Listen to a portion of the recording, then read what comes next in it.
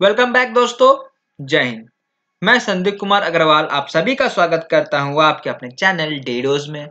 आज है 27 नवंबर 2020। हम लोग डिस्कस करेंगे आज के कुछ इंपॉर्टेंट क्वेश्चंस। चलिए फिर शुरू करते हैं बिना किसी देरी के।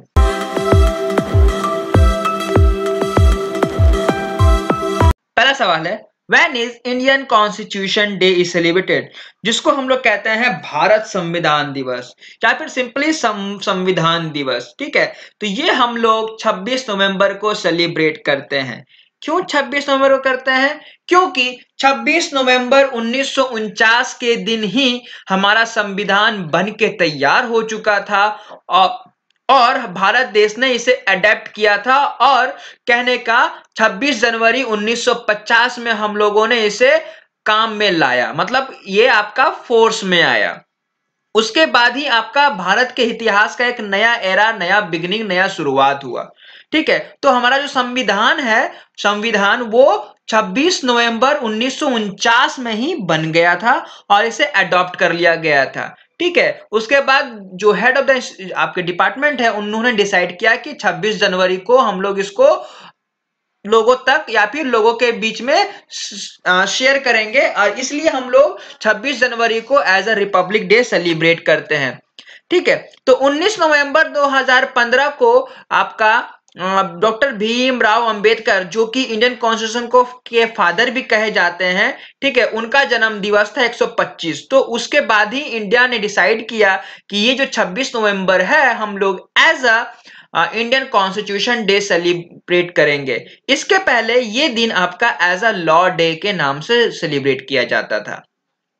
अगला सवाल है, who has launched PM Jeevan Jyoti बीमा योजना। तो पीएम जीवन ज्योति बीमा योजना किनके द्वारा लॉन्च की गई है? तो ये की गई है इंडिया पोस्ट पेमेंट बैंक। ठीक है, जो पोस्ट ऑफिस की जो पेमेंट सर्विस है, बैंकिंग सर्विस है, उसके द्वारा ये लॉन्च की गई है और ये आपकी एक लो कॉस्ट इंश्योरेंस स्कीम है। ठीक है, मतलब कम पैसों में आपको इंश्योरेंस की सुविधा दी जाएगी और ये केवल या जो जिनका अकाउंट है, सेविंग बैंक अकाउंट है इंडियन पोस्ट पेमेंट बैंक, वही उसकी सेव मतलब लाभ उठा सकते हैं।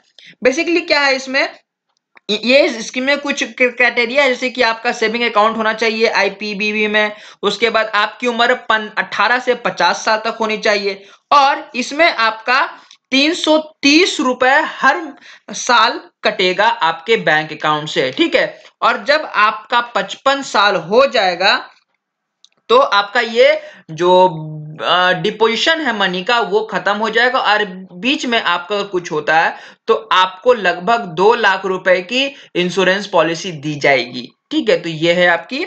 अगला सवाल है, when was the 10th edition of National Science Film Festival has been kicked off. तो नेशनल साइंस फिल्म फेस्टिवल कब शुरू हुआ इस बार? तो ये हुआ आपका 24 नवंबर 2020 को। 24 नवंबर 2020 को आपका वर्चुअल मोड में ये 4 दिन का जो साइंस फेस्टिवल है उसको स्टार्ट किया गया। ठीक है, और ये जो हुआ है ये under the department of science and technology है और साथ ही साथ इसमें पार्टिसिपेटेड है government of India, Tripura state की जो काउंसिल साइंस एंड टेक्नोलॉजी है और गवर्नमेंट ऑफ त्रिपुरा के बीच में। ठीक है, तो दोनों ने मिलकर ये साल का 10वां नेशनल साइंस फेस्टिवल ऑर्गेनाइज किया है। इसमें बेसिकली 372 अलग अलग लैंग्वेजेस में मतलब 372 फिल्म्स का पार्टिसिपेशन हुआ था, जिसमें जो 10 मेंबर की ज्यूरी है, जो जजेस हैं, उन्होंने शॉर्ट लिस्टेड की है 115 फिल्म्स को। अब उसमें ही अलग अलग चीजों में उन लोगों को अवार्डेड किया जाएगा। ठीक है, इसमें डिफरेंट लैंग्वेज जैसे कि हिंदी, इंग्लिश, उर्दू, मलयालम, कश्मीरी, बंगाली, मराठी, पंजाबी और तमिल। अगला सवाल है, recently Diego Maradona passed away हुआ जी। तो डियागो मैराडोना को कौन नहीं जानता है? ठीक है, तो ये आपके फुटबॉल के बहुत महान प्लेयर रह चुके हैं, लेजेंडरी प्लेयर रह चुके हैं डियागो मैराडोना, जो कि अर्जेंटीना से बिलोंग करते हैं। ठीक है, तो इनका निधन हो गया 60 साल के उम्र में। ठीक है, तो क्या हुआ था, इनका बेसिकली ब्रेन सर्जरी हुआ था, तो उसके लिए हॉस्पिटल में ये एडमिट थे। उसके बाद फिर 11 नवंबर को ये घर आ गए। उसके बाद फिर आपको कहा जा रहा है कि कार्डियक अरेस्ट आया और उसके बाद फिर इनका देहांत हो गया। तो इनके ही कैप्टनशिप में अर्जेंटीना ने 1986 का वर्ल्ड कप मैच जीता था और जिसमें इन्होंने फाइनल मैच में 2 शानदार गोल की दागे थे, बनाए थे। साथ ही साथ इन्होंने खेला है बार्सिलोना और नेपोली के लिए भी ड्यूरिंग हिज क्लब कैरियर। तो ये इस तरह के आपके लेजेंडरी फुटबॉलर प्लेयर हैं जो अब जिनका देहांत हो गया। अगला सवाल है, who had been flagged off first Varun Shastra. तो वरुण शास्त्र आपका लॉन्च कर दिया गया है, इसका फ्लैग ऑफ हो चुका है। तो ये किया गया है आपका डीआरडीओ के द्वारा। तो Defence Research and Development Organisation के जो चेयरमैन हैं जी सतीश रेड्डी, उन्होंने फ्लैग ऑफ किया है और बताया है अपनी पहली फर्स्ट प्रोडक्शन यूनिट जो कि है हैवी वेट टॉर्पेडो, जिसका नाम है वरुण शास्त्र। ये डेवलप की गई है, डिजाइन की गई है by the naval science and technological laboratory, और साथ ही साथ जो कि आपकी डीआरडीओ की है और भारत डायनामिक लिमिटेड, और इसको बनाया गया है विशाखापट्टनम में, और ये बनाया गया है इंडियन नेवी के लिए। तो ये जो वरुण शास्त्र है आपका, वरुण शस्त्र, ठीक है, ये आपका शिप्स वगैरह में लगाया जाएगा और आपका एज अ डिफेंस ये इसको यूज किया जाएगा।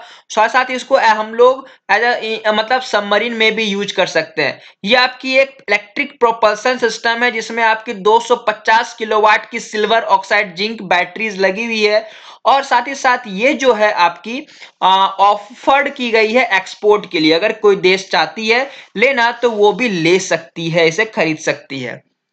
अगला सवाल है मौलाना कल्बे सदीक पास दवे। तो मौलाना कल्बे सदीक जी का निधन हो गया। तो ये कौन थे?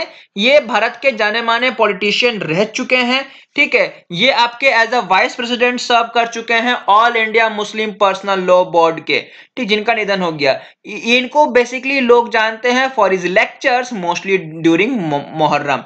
तो मुहर्रम के समय में ये भाषण देते हैं, लेक्चर करते हैं, तो उनके बारे में इनको लोग ज्यादा अच्छे से जानते हैं। साथ ही साथ ये आपके एक एडुकेशनिस्ट भी रह चुके हैं, इस्लामिक स्कॉलर रह चुके हैं और ambassador of communal amenity. Sadiq जो थे वो आपके सबसे पहले थे जिन्होंने सिया सुन्नी नमाज का मतलब किया था लखनऊ में। अगला सवाल है, who has been elected as the new chairman of ICC.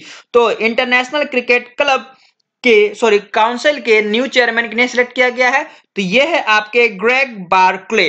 Greg Barclay आपके न्यूजीलैंड से बिलोंग करते हैं। तो ये ऑकलैंड के रहने वाले हैं, जो कि आपके कमर्शियल लॉयर हैं और डायरेक्टर हैं न्यूजीलैंड क्रिकेट के 2012 से। तो इनको चुना गया है आईसीसी का नया चेयरमैन, और ये इनको चुना गया है from the after the second round of voting. तो ये सक्सीड करेंगे शशांक मनोहर को, जिन्होंने स्टेप डाउन कर दिया था पोजीशन से अपना जुलाई 2020 में। उनके बाद Imran Khawaja as an interim chairman थे। तो अब उनके जगह पे अब ये आ जाएंगे ग्रेग बार्कले।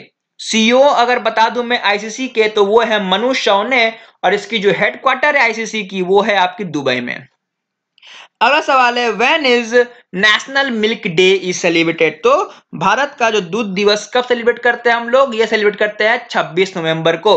26 नवंबर को डॉक्टर वर्गीस कुरियन जी का जन्म दिवस आता है, और उनके जन्म दिवस को हम लोग as a National Milk Day celebrate करते हैं।